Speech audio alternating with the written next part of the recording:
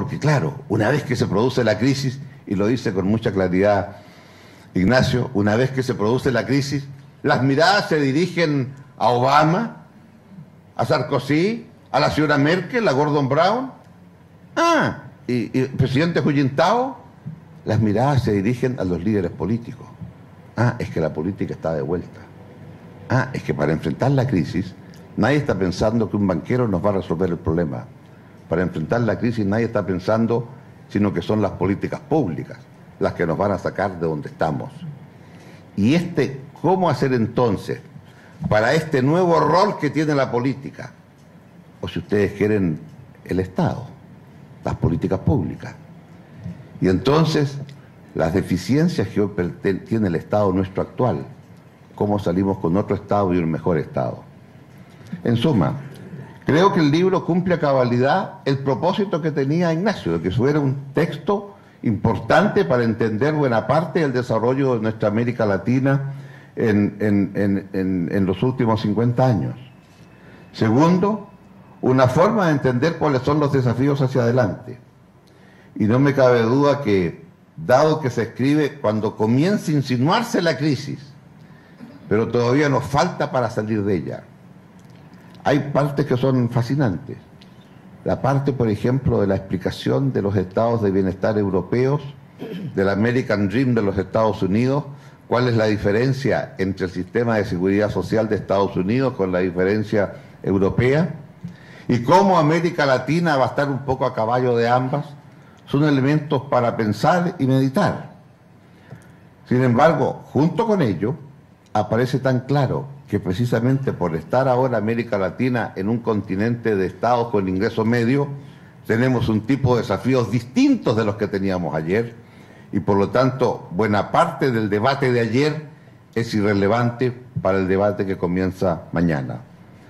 Porque los países tenemos un nivel económico y un tamaño mayor, porque tenemos una voz que se nos va a escuchar en el mundo más que antes, producto de lo que ha ocurrido, y finalmente porque el post-crisis va a ser también un mundo distinto.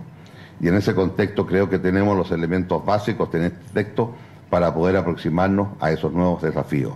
Felicitaciones, Nacho, por este libro que has tenido. Gracias. Muchas gracias, presidente Lago. A continuación tendremos la intervención de Lucía Santa Cruz, decana de la Facultad de Artes de la Universidad Adolfo Ibáñez. Artes liberales. Artes liberales. Ella es una artista. Bueno, es un gran honor en realidad para mí estar aquí, y un poquito intimidante también, con presidentes, cancilleres y tantas personalidades. Me siento un poquito como lo que los ingleses llaman un elephant in a china shop, pero haré lo posible. El libro de Ignacio Walker, La democracia en Latinoamérica, entre la esperanza y la desesperanza, es uno escrito con el rigor propio de un trabajo académico, pero con la claridad y la fluidez que le permitirá llegar a audiencias mucho más amplias que las especializadas en ciencia política. Trata además, por cierto, de un tema cada vez más relevante para todos. La obra constata ciertas paradojas que afectan al continente hoy día, que se caracteriza por una parte por la expansión de los regímenes elegidos por mayoría a través de un sistema electoral, y por la otra por un creciente problema de gobernabilidad democrática que ha significado, entre otras cosas, que de los gobiernos elegidos en los últimos tiempos, 14 o 18 no han logrado terminar su mandato constitucional. La tesis principal es que la historia de Latinoamérica se caracteriza, y cito, por la búsqueda más o menos exitosa de respuestas o alternativas a la crisis del predominio oligárquico, con una marcada dificultad por sustituir el orden oligárquico por un orden democrático. Afirma también que la respuesta más frecuente a este dilema ha sido el populismo, en parte debido, y cito, al déficit en términos de la calidad de las instituciones y de la gobernabilidad democrática, y describe el panorama actual aludiendo a la existencia de situaciones semidemocráticas o híbridas que dan cuenta de la distancia que aún separa la democracia electoral de una democracia auténticamente representativa. Ahora bien, como negrita de Harvard aquí, que soy en este encuentro, ser minoría parece ser mi vocación principal, quisiera hacer una reflexión evocada por la lectura de este libro desde una perspectiva diferente, no necesariamente antagónica a la del autor, ni mucho menos, pero con distintos énfasis respecto al problema de la fragilidad democrática latinoamericana y a los mecanismos más idóneos para sustituir el orden oligárquico por uno que podríamos llamar más democrático. Cuando Fukuyama escribió El fin de la historia, claramente no creímos que significaría el fin de los conflictos ni que se había clavado la rueda de la fortuna. Pero sí se abrieron nuevas avenidas de esperanza, en el sentido de que parecía claro que un sistema de gobierno democrático sería el modelo imperante en el mundo occidental entero y que el sistema económico básicamente se organizaba en torno a una economía de mercado. Cayó el muro de Berlín, se puso fin a la Guerra Fría, y también los países latinoamericanos, uno a uno, parecieron decidir a favor de la modernidad, adoptaron la democracia, abandonaron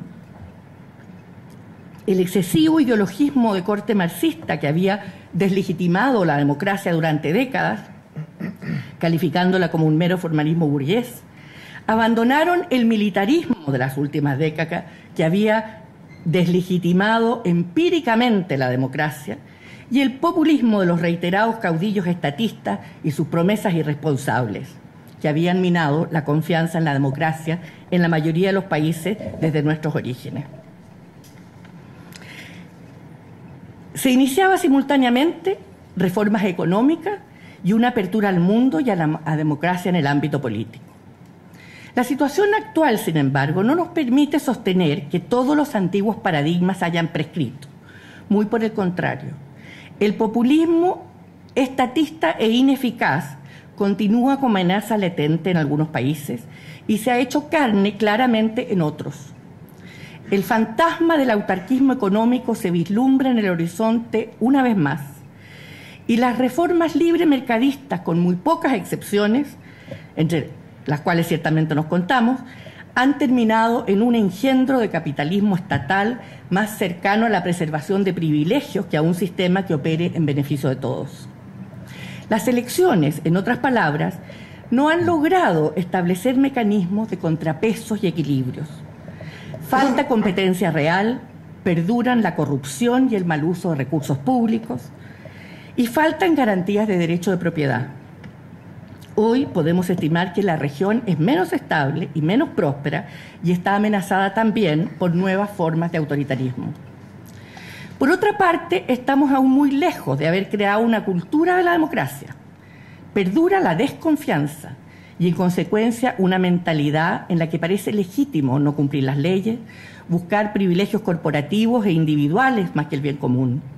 La pobreza, la desigualdad y la falta de oportunidades están con nosotros. Un gran porcentaje de los empleados de Latinoamérica tienen como preocupación principal el miedo a perder su trabajo, y esto es antes de la crisis. Y perdura el hecho de que prácticamente un tercio de la población no es capaz de satisfacer sus necesidades básicas. Tal vez esto explique por qué las percepciones sobre la democracia aparecen tan preocupantes y negativas. Desde luego, la confianza, que se ha definido como el cemento que pega los ladrillos de las instituciones democráticas, es frágil y prácticamente inexistente. Menos de 2 de cada 10 personas del continente aseguran tener confianza en otro, mientras que en los países desarrollados la proporción es de entre 6 y 8 de cada 10 personas. Es más, la confianza es un sentimiento que está declinando, y la confianza en instituciones fundamentales de la democracia ha disminuido. Yo diría que se trata de la triste historia de la elusiva gobernabilidad. La gobernabilidad es aquello que entrega estabilidad a los países, para lo cual obviamente se requieren regímenes políticos, sistemas electorales, organización de partidos políticos eficaces e idóneas que permitan la fluidez del gobierno.